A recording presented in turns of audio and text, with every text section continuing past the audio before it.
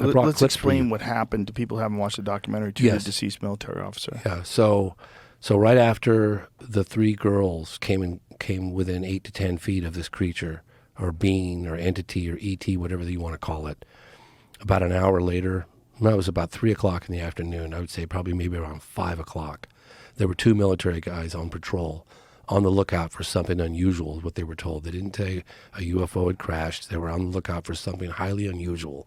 And it was Eric Lopes at the wheel and Marco Chirizi, military police, in the passenger seat.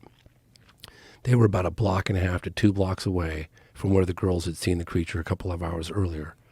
And this thing runs across the car in front of them. He had slammed his brakes on, and without a moment's hesitation, Marco Chirizi jumps out of the car and grabs the thing with his bare hands. Yeah. And he puts it in the back seat, and they drive it to a clinic, and the doctor is like, what the hell is that? Get it out of here. I don't know what, leave. So they went to regional hospital, and then ultimately it went to Humanitas Hospital.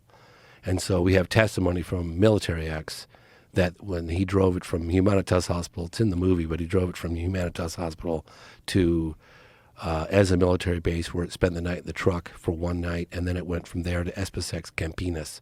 It's like a university. It's where all the intellectual scientific heavyweights reside. And then it was there, I think, under examination, according to the witnesses that we talked to, for a day or two, and that's when the Americans flew in to Campinas.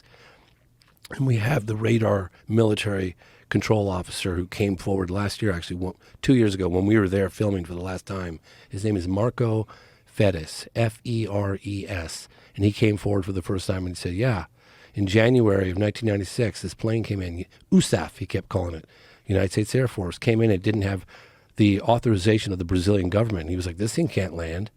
And some higher up stepped into the room. This is his testimony. I'm just relaying what he said.